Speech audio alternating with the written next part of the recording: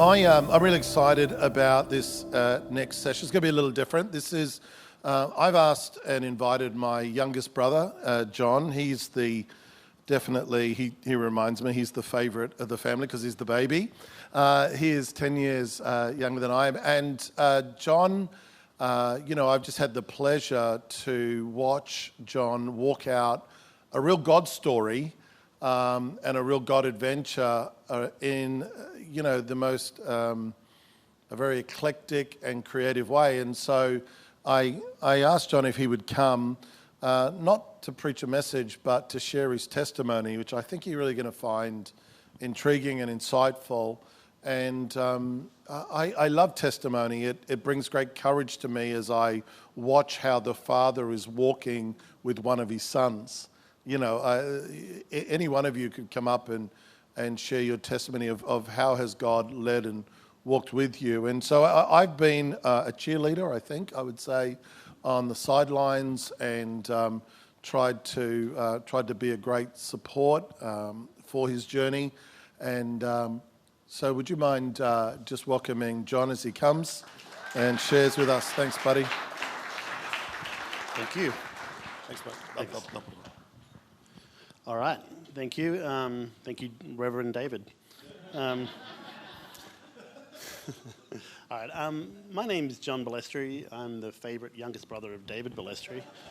And he asked me to speak, which this isn't my comfortable place to be, but I said yes anyway. So here we go. So I'm going to start with how I got called just to be a Christian in general. I was growing up as a Christian till about 12. I was in kids' church. My mum was a Christian and my dad was not going to church. But then I became a teenager and became an emo, and then left church just to kind of do the things that you do. I started in a band. I was doing a lot of cool stuff. And then when I became about 19, my band was doing really well. I hadn't been back to church forever. We had a big gig. We went back to an after party, which we always do.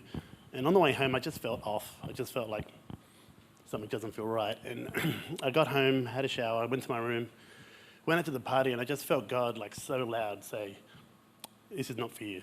This is not where you're meant to be." And I was like, that's weird. So I thought I'd shake it off. I went and grabbed a beer. Shake it off. I thought maybe it was just me thinking maybe the gig was good. But then I remember I was just like, I couldn't even enjoy the beer. The people I was talking to, I hated the conversations. I just felt so out of place. And I was like, So what I did was I called my mum, who I know always prays. And I was like, "Hey, Mum, what are you up to?" She's like, "Oh, nothing, darling." I'm like, "Are you praying at the moment?" She's like, "Yes." I'm like, "Can you stop? I'm trying to have a good night." I'm trying to have a good beer with my friends, but she didn't stop. So I know that when I hung up, she would have went harder. I was like, all right. So it was a write-off of the weekend. But then on the Sunday, I was like, all right, I'm going to go to church. And I went to Manhattan Church, which my brother used to go to, and then he moved to New Zealand. And I didn't really even care what the pastor was saying. I just was waiting for the altar call because that's what I wanted. So I ran down the front, got saved. And then probably about 3 months after that, I felt God say, because obviously my band was doing what it was doing, God was like, "Well, do you trust me with your gifts?" And I'm like, "Of course I do, God. You're God." I was really on fire. I was just started. And he goes, "Cool, leave that band, join the worship team." I'm like, "But the music's so lame. I don't really want to be in that band." So I was like, all right. So I did. I left my band, which they were pretty disappointed. But then I started in the worship team, and I gave it all to God. And from there, I got to do a lot of really cool things. I got to write a youth album with C3 Manhattan. We got to play a lot of youth alive events. Got to do a lot of cool things, the call, all this stuff that I could never have imagined. And then I was like, I met my wife, and I'm pretty sure she saw me on stage, which is why she chose me, which is good. So music worked twice for me, which is really good. And then we're probably about 6 or 7 years in. We had our first kid. Well, we got married, by the way, before that. Then we had our kid.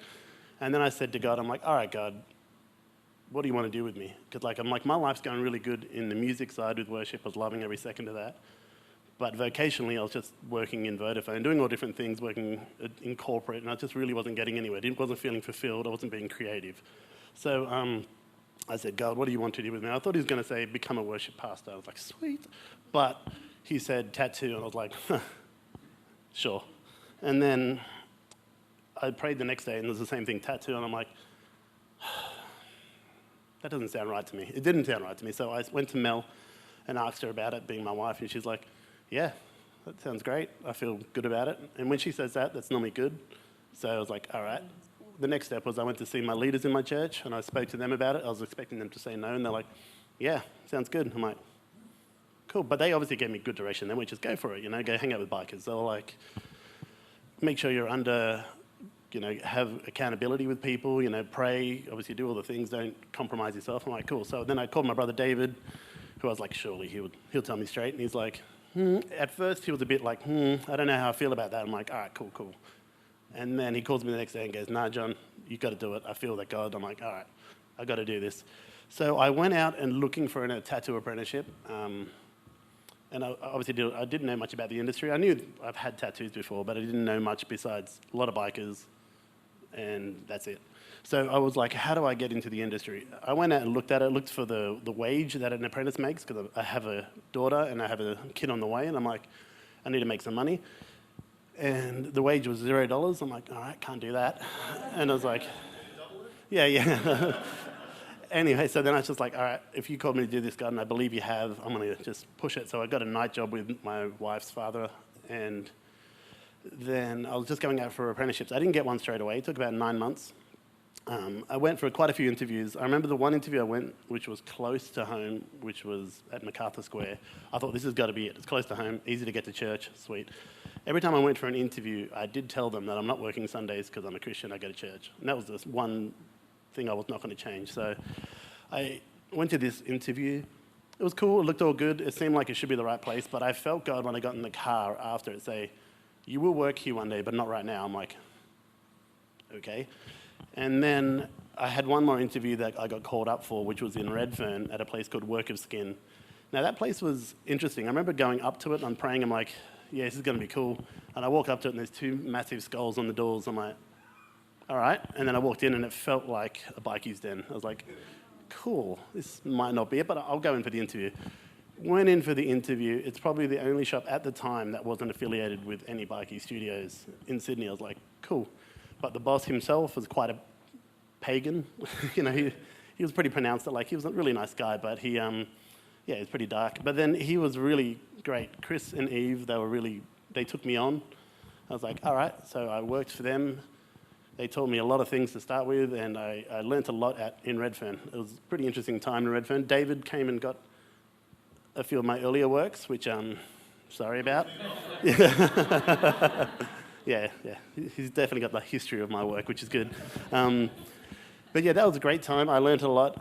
During that time, I found God used what I was doing there in a strange way, because I thought this was all just so that I could do worship more. This is what in my head I'm like, I'm going to be playing music because I loved music, and that's what I did. But he really showed me how to love people and see people. I found the amount of people that came in, bikers, non-bikers, anyone you can think of that came in at Work of Skin, all of them were very open to Christianity. They were open to God. They just didn't love church.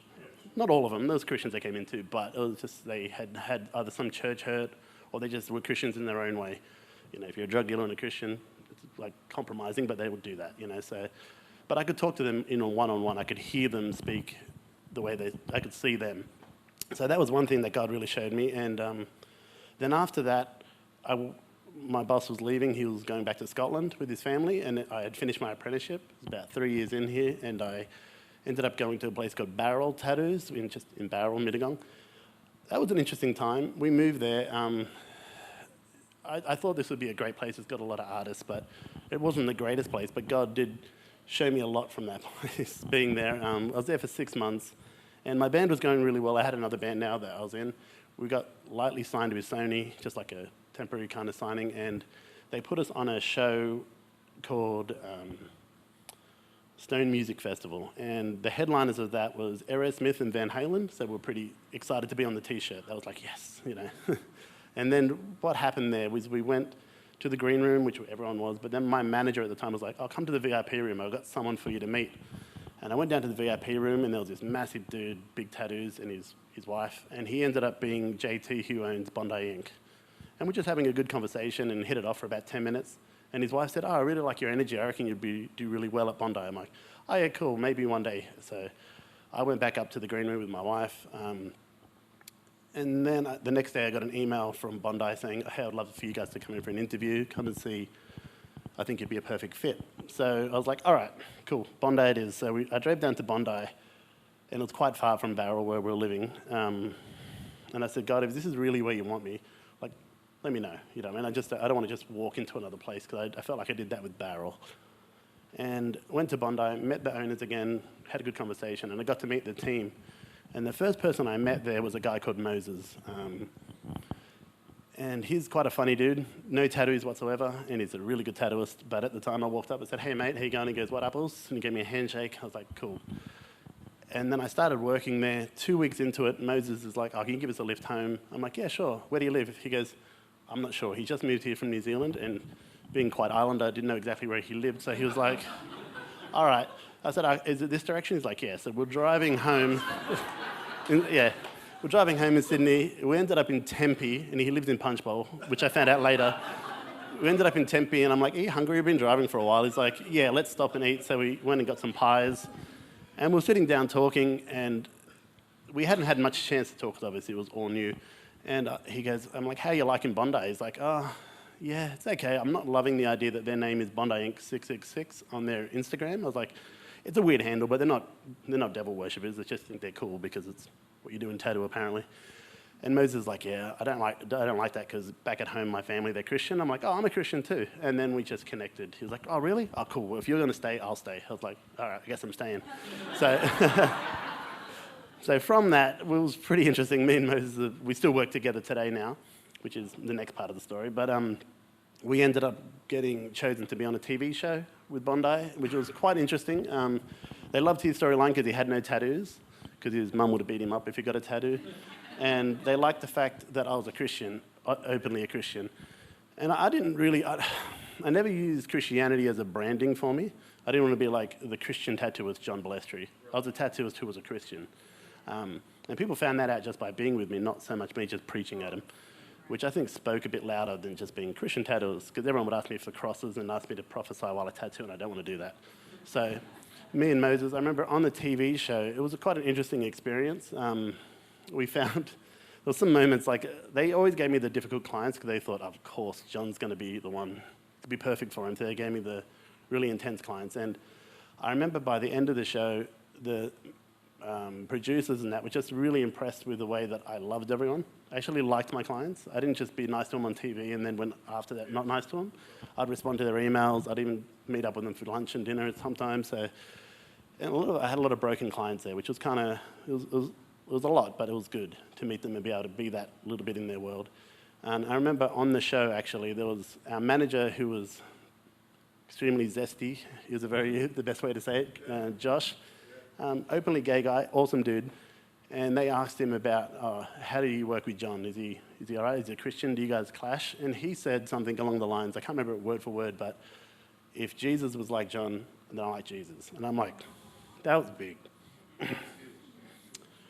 Yeah. And I didn't tell him to say that either. So yeah. Yeah, that's right. And so he wouldn't have said it anyway. But then after that, we had a bit of a tragedy in our world. My wife's mother died, which was a big, it really hit us, like our whole family. We had Brent and Joe, who lived in China. That's my brother-in-law and sister-in-law. They're living in China at the time. And I remember that was quite big. That was kind of rocked me a little bit, because I'm like, what's going on? Like, not that people don't die all the time. This is quite a sudden thing. But I remember it really shook us quite a lot as a family and all the stuff we had to go through. And I just remember trying to ask God, like, what's your plan in this? And for a long time there, I think I wasn't quite as damaging as it was to my wife and that, but for me, I just felt it. I could see it in my kids' face. I could see it in our family. And when I left Bondi, because all the other boys had left, we just decided to move to Melbourne because we felt called to Melbourne, but that was more of our choice. We were like, let's go and move to Melbourne. We have friends there that have started a church, so we're going to go down there. But when we went down there, from the first moment we left our driveway, my wife turns to me and goes, I don't know if we're doing the right thing. I'm like, it's a bit late now, you know. we're following the moving trucks. It's very late now to make that call. But anyway, we get down to Melbourne. I thought I was going to be working at a place called Alchemy, which was cool. It was a great studio in Melbourne.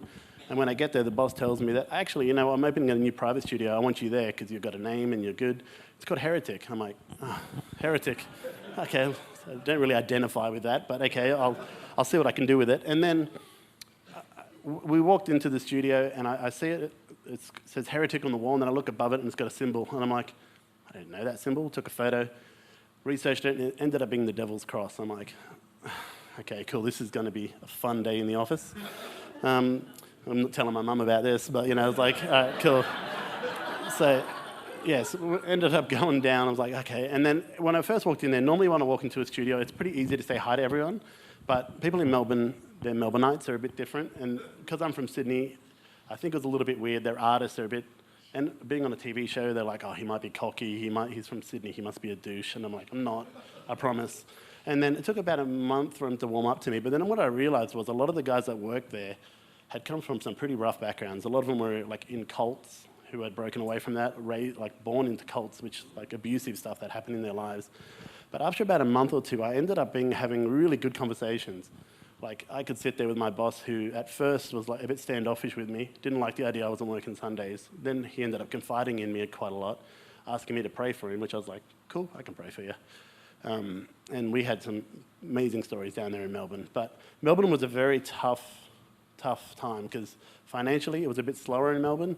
And then we also found out with our son, who's just out of primary school, that autism seems to be a thing that we have to go down and check out. And we're like, oh, awesome.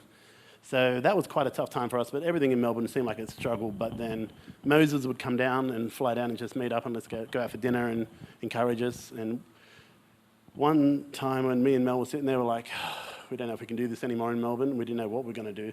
Moses called me a couple of weeks later and goes, hey, bro, we're opening up a shop in Cronulla. I'll see you soon.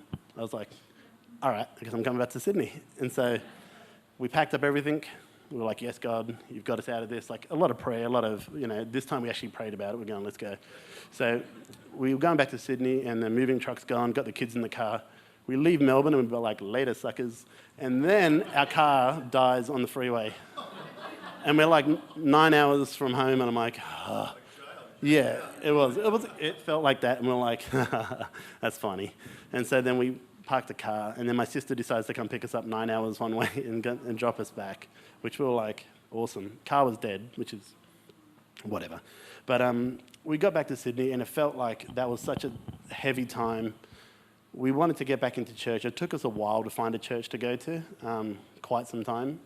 To go back because we hadn't been connected anywhere properly for quite some time. But we prayed consistently and God used us through that time and blessed us consistently. On my hand, I've got a word faithful tattooed. And people think it's because I won't cheat on my wife because I have the word faithful. But it's not actually that. During our first season, I'll just jump back quickly. During our apprenticeship, I remember there was 1 week I came home. I didn't have any work, and my father-in-law didn't have any work. And I didn't do any tattoos that week, so I had $0. I had a car payment. We had groceries, we had rent, we had a lot of crazy things that we had to pay all at once, and I'm like, well, and I was on the train home, and I remember I had to come home and tell my wife I didn't make anything that week. I just prayed, and God says, do you trust me? I said, I do, but I got no money, so I got nothing, I need something. And I remember coming home, and there was just groceries, all the money that I needed, everything, it was just like given to us. Just someone to bless us anonymously, and we're like, And so the next day I went to work and got faithful tattooed on my hand. So anytime there's a moment where I'm like, what's going on, I can always, because that's what I do. I look at my hands when I'm thinking, and faithful's always there. When I'm writing text, faithful's always there. So no, it's not for cheating on my wife. It's for God is faithful. So yeah, okay. So now we're back. We've just moved back to Sydney. Moses has told me we're opening this shop. I'm like, cool. The shop looks rad. We've got an investor. It looked amazing. And he goes, I want you to run it with me. And he's the owner, but he doesn't like being an owner. He wouldn't like, every time someone would walk in, he'd be like, oh yeah, John's the owner. I'm like, yeah, thanks, bro. But the first day that we opened, and he didn't tell me this, but the first day that we opened, we didn't actually have any customers. I saw it on the calendar. It was blocked out. I'm like, oh, what are we doing that day? He's like, oh, we're doing a celebration. I'm like, oh, cool. And what he actually did was flew his pastor over from New Zealand, and we had about 20 Samoans in the shop, and we did a blessing and worship service in the shop. it was big. It was really like, I was sick, a cappella Samoans. And then I had this one guy, his name was Uncle Mossy, which is an older Mossy. He would tell me what they were saying in Samoan, and it was hilarious. It was just like, God's going to take care of this place. No bikers are going to come in. I'm like, cool. So that was good.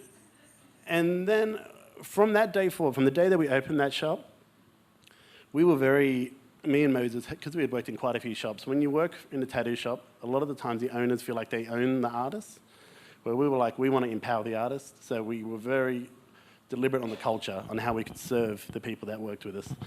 But from the day we opened, we never had one day where we didn't make any money. And we never had one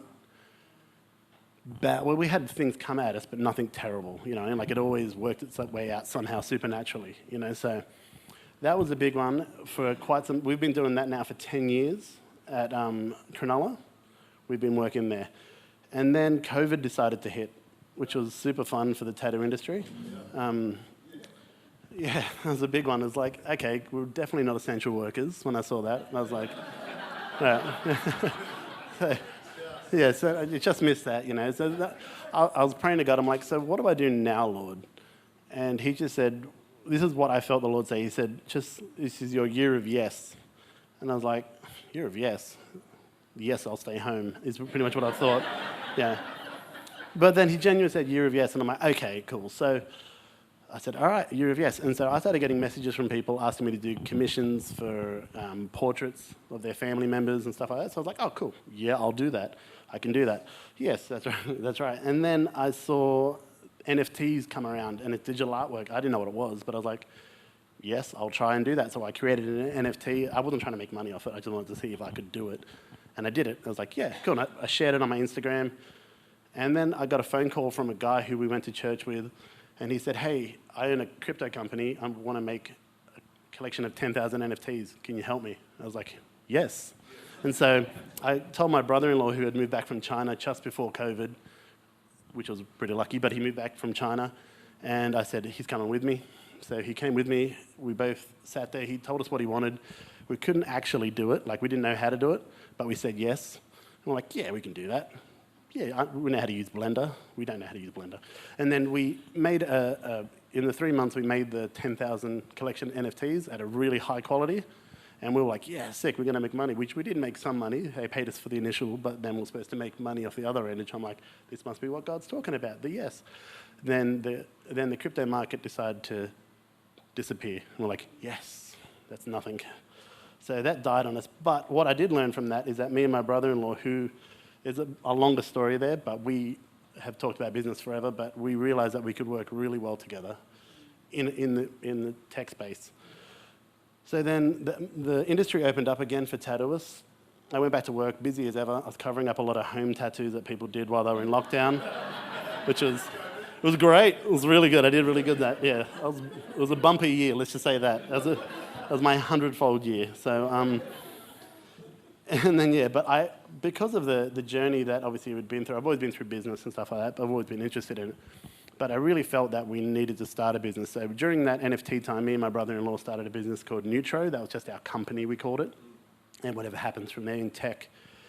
And then my business partner, Moses, as well, with the tattoo studios, we had spoken about an app, about a booking app. So we did that, and we got a development team in the Philippines, and we started developing that, which goes to market in 2 months. But that one's really cool. But then having that development team kind of got us thinking about like an industry, in the tech industry. And then me and my brother-in-law sat down, and we were thinking of ideas. And we came up with a couple of cool ideas, which sounded nice. But then I went home after that, and then he calls me the next day and says, hey, man, I was in the shower. I was thinking about it, and I feel like God gave me this. I'm like, you're thinking about me in the shower. That's weird. But, okay. And he came back to me with this idea of type by hand. And what that is, it's a platform online that really just preserves the integrity of human writing by providing a proof of work. That's it. Because we just saw AI. Yeah, oh, no, not detection. We have a proof of work system. So I'm a tattooist now thinking about a tech industry. And we felt that was a God mission because we both, when he said it to me, I'm like, 100% yes. Mentally, that was like, God was like, this is what you're meant to do. And so I was like, okay, I'm a tattooist. I didn't do great in school. I got expelled in school. So I didn't expect myself to be working in now a text-based kind of business. So we thought maybe we could deal with the AI slop that you see. So it's not so much that we think AI is 100% useful. We use it in everything. We're power users. But when it comes to writing, like if I'm writing a message to my wife, instead of me saying, hey, babe, you want to go out for dinner, and then asking AI to make it sound romantic and catfishing her, I should be romantic to her. And so that was the idea behind that. And I was like, all right, God, you're definitely going to have to be the boss in this. And obviously being David's brother, I've spoken to him throughout my whole journey. And that was a big thing about saying, God, put him as the CEO and we're managers. And what does that really mean? I'm still a tattooist as well. I still have that business. But now we've moved into this. And Brent and I both are Christians. And that was a big thing that we did. We said, all right, God, this is your business. We're just going to steward it. And we've seen from the start, we started 20 months ago. We didn't have a platform. We spoke to the developers. They created a platform. It wasn't great. And then it's been developed. Now, fast forward 2 years, which is quite a big story, but we haven't got that much time. We had our board meeting 2 weeks ago where our CEO has been onboarded in the USA. We have a CTO, and we have 20 staff in the USA. And it's being used in schools and universities across America under research studies, and we've had 5 or 6 students use it live now. So for us, that's massive. And our pipeline is huge, but that's all because of God's favor. It's not me or Brent, we're stewards, but it's really because of what God did. And all that is to say that really it all started from the start when I said, yes, God, I'll give you what I got. And I'll just give it to you. I thought I was going to be a musician playing around the world. I ended up becoming a tech business person working in a tattoo studio, which I think is, yeah, pretty good.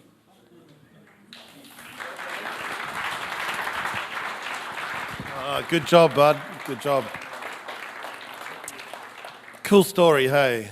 I live vicariously through John's adventures and his misadventures and all the rest. I actually, I love going to the tattoo studio, not just to get inked up, but in many ways, going into the environment of John's studio and seeing, when someone is in their lane, I couldn't do it. Not only because I'm terrible at art, and you wouldn't want a tattoo from me, but there's the way that John is able to love people, very eclectic people. There's just such an anointing because he's in his lane.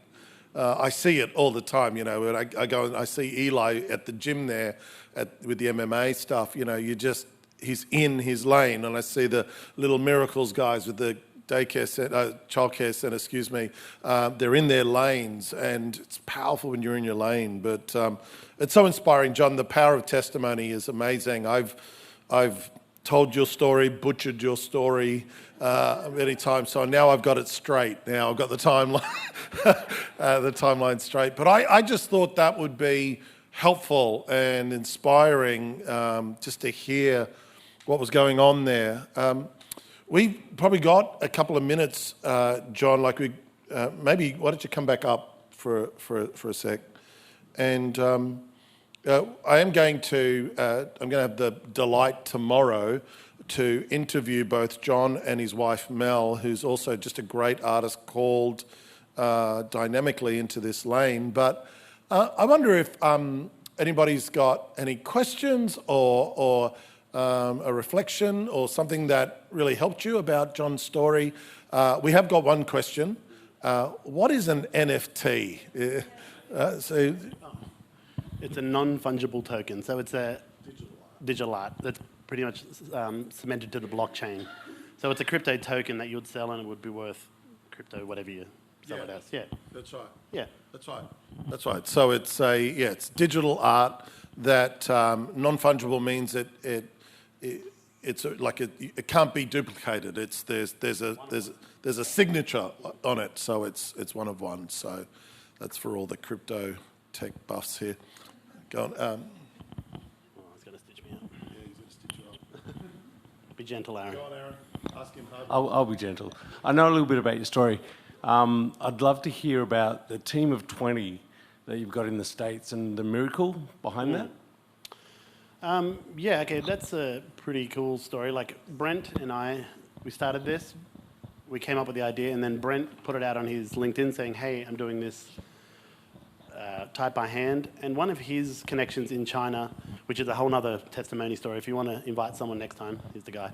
But he was in China with a guy who, when they went to Nepal, just for a couple of days, they connected on the idea of like their passion on business and all that stuff. And then when Brent moved back to Australia, he moved back to America and then moved into a massive education technology space, which pretty much we say it's his training ground to become our CTO, or CEO, sorry. Sorry, Jordan, our CEO. And so, yeah, once Brent put that up, he was excited about it and he helped us quite a bit in the last 6 to 8 months, and he built his team around him. We have like Harvard people, like he's a Harvard graduate. We have it being used at Maryland's University in America, where there's like a full research paper going on. And I find it funny, we're in the boardroom meeting, talking to these people, and they're like, oh, so what do you think about that? I'm like, great. Like, you know, like what am I going to say to a Harvard professor? Like, yeah, cool, man, I think maybe you should tweak that. Like, no, you got this, you know what I mean? Like, I'm like, yeah, that's really good. See, I think the one gift that I have is encouragement. That's what my fruit of the spirit love. I do love people and I encourage people, but not just like, hey bro, nice jeans. You know, like I actually mean what I say. I'm like, I actually see something inside them. When I talk to someone, I can hear them if they're speaking to me emotionally or if they're speaking to me seriously. Like there's all the different frequencies. I can kind of hear that.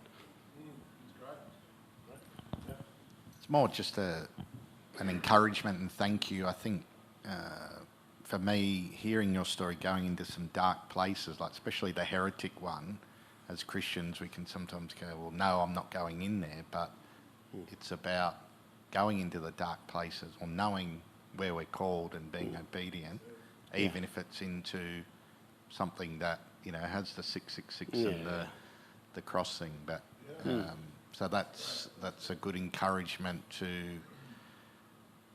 widen the boundaries, I guess, of what is legitimate calling or space, probably. Yeah, I wouldn't walk into spaces unless I felt called, for one. And two, I have accountability to the people around me. I'm not going to pretend like I'm the man, I'm going to walk in. You know what I mean? Like, it just doesn't work that way. If I'm not called there, I'm not called there. If I don't have a accountability structure around me, it's a bad place to be. Thanks, John. Thanks, buddy. That's so good. Appreciate it.